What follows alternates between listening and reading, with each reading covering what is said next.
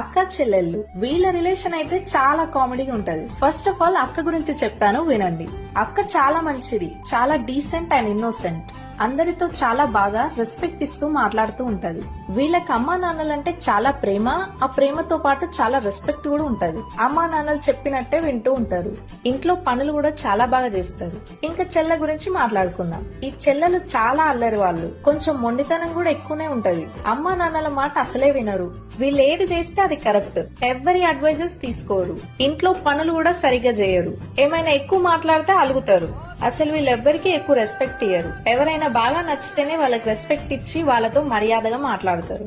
ఇంకా వీళ్ళిద్దరి కాంబో గురించి మాట్లాడుకుంటే ఎప్పుడు చూడు కొట్టుకుంటూనే ఉంటారు, తిట్టుకుంటూనే ఉంటారు. కానీ వెంటనే మళ్ళీ క్లోజ్ అవుతారు.